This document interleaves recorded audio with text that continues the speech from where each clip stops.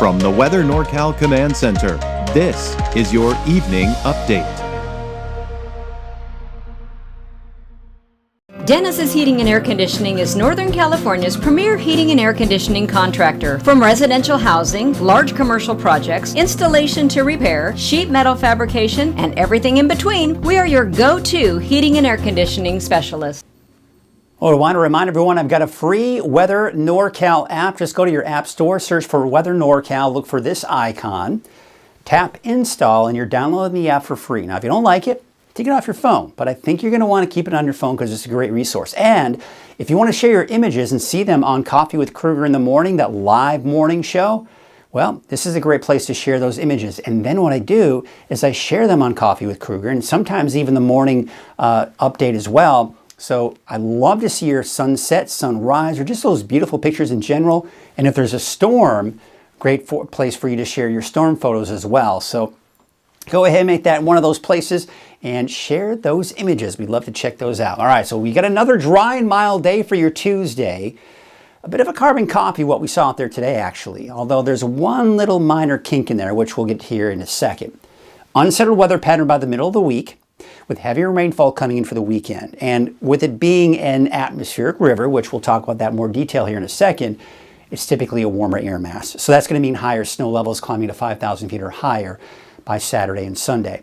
All right, let's take a look at your planner for the rest of the night tonight and into tomorrow.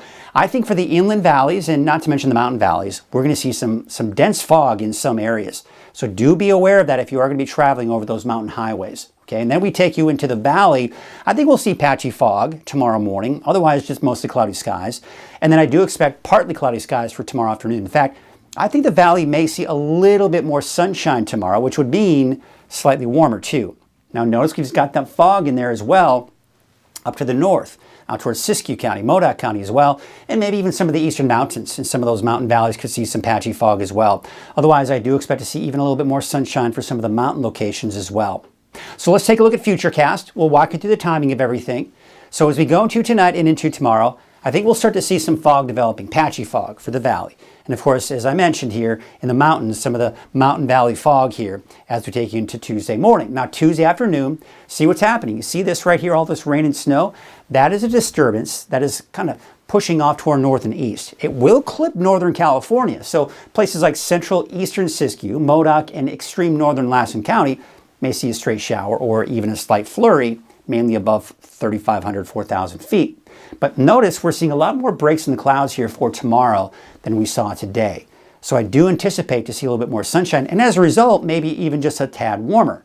But now we're seeing the next storm system come in. This is some of the rainfall, and this is going to be a welcome sight. We've seen some great, dry, beautiful weather. Now it's time to get back to reality and get some wet weather in there and fill up those reservoirs, right? And not to mention the snowpack. So here we are, Wednesday morning, 6 a.m. 3,500, 4,500 foot snow levels, all right? So we're getting the snow levels out of the way. Now you see right here, this right here is most likely what we call virga. Now it's been dry the last several days, so we've got to resaturate the atmosphere before we start seeing that better chances for rain, and not to mention stronger systems that come through. So you'll notice Wednesday morning, the bulk of the precipitation is to the north and west of the valley. And then we see better chances for that main system pushing through Wednesday afternoon, Wednesday evening. Still looking at snow levels, 3,500, 4,500 feet. So we are seeing periods of moderate rainfall through the day on Wednesday for everyone. Now you'll notice the main storm system pushes to the east, and we're seeing some pretty good snow to the east of the valley. Once again, mainly above 4,000 feet at this point as you start getting into the northern Sierra and southern Cascades. Now we're drying things out for the valley a little bit, but there's a little bit of a weak disturbance coming behind that. So maybe some leftover showers Wednesday night, even Thursday morning, all right, early Thursday morning. But I think by Thursday afternoon, it will dry out. So forecast rainfall totals looks pretty good, right? I think we'll see about 1/4 to 1/2 inch on average, especially to the north end of the valley, but maybe about 1/4 inch south of that. So I think the heaviest rainfall may be in northern portions of the valley, not to mention heavier rainfall out along the coast as well. And when we're talking snow, well, we're not going to see a ton of snow either. There's Tuesday. We'll take you into Wednesday night, and there you can see, of course, it is picking up on some light snow for some of the higher elevations. I think a bit of a mix for Mount Shasta City, all rain for Weaverville, Hayfork, a bit of a mix possibly for Bernie, Shingletown. I think mainly snowflakes for Chester and Susanville, but Aden and Alturas may be seeing some of that. But you can see it's just not going to be much. Where we're seeing the heavier snow, the pinks, I mean, that's over the higher mountain peaks. That's where we're seeing the bulk of that snow. So it's going to have minor impacts, I think, on your mountain travel. Although, if you're going over some higher mountain passes Wednesday, say above, 4,000, 5,000 feet, you may run into some chain requirements. Now, there you can see the ski park looks pretty promising there as well. Looks like it's going to be all in the form of snow on Wednesday. All right, we're going to change gears, and I'm going to talk about an atmospheric river. Now, you're going to hear this term in your local media. You're going to hear about it on social media, but I want you to understand, and this is something that I will continue to start off with when we talk about atmospheric rivers, because I need everyone to understand, and this is something new that a lot of media sources don't talk about, and that is not all atmospheric rivers are created equal. We've got a total of 5 categories of atmospheric rivers. So some atmospheric rivers are category 1, which is not a big deal. It's just beneficial rain. Some atmospheric rivers are a category 5, which is a big deal. It's primarily hazardous. A lot of this has to do with the extent and how long the atmospheric river sticks around. Is it for just a day? Well, that's typically going to be an AR1. Is it for 3, 4, 5 days? Okay, now you're getting into atmospheric river 4 and 5, sometimes even lasting a week or more. That's when you start getting into, major flooding and the works. But this right here, especially when you start getting into the higher levels of 1 to 2, this is when you start seeing heavier rainfall, good amounts of rainfall in many areas, but also sometimes you start seeing some of that minor flooding as well. And this is where I think we're going to keep our atmospheric rivers here over the next 7 days. Now, I want to show you something here too. Now keep in mind, the blue is a 1. That's where we're mostly going to be. Now for Wednesday, you can see we're kind of in that mid-level of a weak atmospheric river. So I think we'll see beneficial rain. I don't anticipate any flooding whatsoever. Now, as we go into Saturday, notice it kind of peaks a little bit and then it stops. But see how it kind of a little prolonged? So it's going to last a little bit longer as we go into Saturday, possibly into Sunday, and really even starting as early as Friday night. And this is when we could, and I think some forecast models may eventually bump this up higher into the low end of the moderate scale. Okay, so I think we're going to be mainly blue, but kind of just barely getting into that green.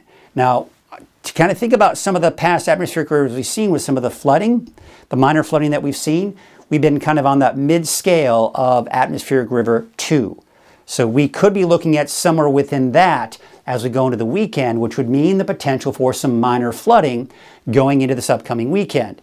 But we have to remember, a lot can happen between now and then, and this is one of those fine forecasts we're going to be fine-tuning as we get closer to the weekend. So if you have travel plans, if you've got things you've got to do outdoors over the weekend, keep a close eye on the forecast. And I'll, of course, keep you updated with what's going on with all of that. So here's Wednesday's weak atmospheric river, beneficial rainfall, okay? Now we're going to take you into Friday into Saturday. Here's that next atmospheric river setting itself up. Now notice where it's mainly pointed, 2 hours south, San Francisco region. This is where we're going to see the bulk of the rain. However, we're still going to be looking at some decent rain in Northern California as well, and good rainfall at that. As we go to Saturday night into Sunday, the atmospheric river is now mainly pointed over Southern California, but this low pressure is tapping into that moisture, giving us some good rain again. So as we go into Saturday, and especially Saturday night into Sunday, this is when we see the potential for some of the creeks and streams and rivers to swell up and maybe even reach their banks and exceed their banks, some areas. And some of the low-lying typical areas that see flooding during these types of events may start to see some flooding as well. Then we go into your Monday, that low pressure system is down to the south. Now, that may bring us a little bit of rain, but see this? This is going to be coming in Monday into Tuesday and could be bringing us, of course, tapping into the leftover moisture, giving us more potential for rain on Monday and Tuesday of next week. So we look at futurecasts. Let's take you day by day. Now we're seeing just kind of what it looks like if it was a kind of a radar, right? Okay, so we go into 6 p.m. on Thursday. Looks fairly dry. I think we could see showers Thursday morning, by the way. But by Thursday afternoon, it's dry. Friday's looking dry. Then by Friday night into Saturday, there's that next atmospheric river coming in. So here's the main atmospheric river itself. Here's an area of low pressure that's tapped into some of that atmospheric river moisture, but this is going to be moving eastward, right? So now that counterclockwise flow around that low is taking the main atmospheric river, which is right here, and is bringing that moisture northward into Northern California Sunday, giving us that rain. Then look up to our north, right there. That's what's coming in Monday and Tuesday of next week, giving us a chance for some more rain. And it's coming from the north, so it's colder. So snow levels 5,000 feet or higher over the weekend, but by Monday, Tuesday of next week, we may start to see those snow levels begin to drop. Now we talk about precipitation outlook. When we start getting in these deeper shades of green, what this is saying is that our chances of seeing above normal rainfall are much higher, but we have a lower chance of seeing above normal rainfall in these lighter shades of green. And then, same kind of situation. A high chance of seeing below normal rainfall when you start getting these browns to a slimmer chance of seeing below normal, right? So you get the idea. So when we see these dark shades of green come in here, that's when we've really got the potential of some good rain heading our way. And how about that temperature outlook? Well, it does look to be above normal thanks to it being an atmospheric river, which means, of course, high snow levels as we take you into the weekend. Looking at the wave heights, there you can see we're going to be about 6 feet as we go into your Tuesday. So they actually will lower a little bit here, but then they go back up as we go into Wednesday, and that storm system does approach on Wednesday. So here's a marine forecast. South winds at 5 to 15 knots, waves from the west at 5 feet at 12 seconds. There's your sunrise and your sunset, not to mention your high and your low tide. So here's what it looks like for tonight.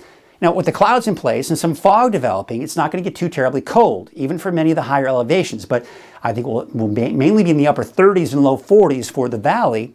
And in the mountains, we're going to be in the upper 20s to low 30s. So pretty chilly there. But of course, look at Weaverville, 37, 45 in Hoopa, and low to mid 40s out along the coast. So here's your neighborhood forecast for Trinity County. We've got, of course, the chance for showers Wednesday, snow levels 4,000 feet.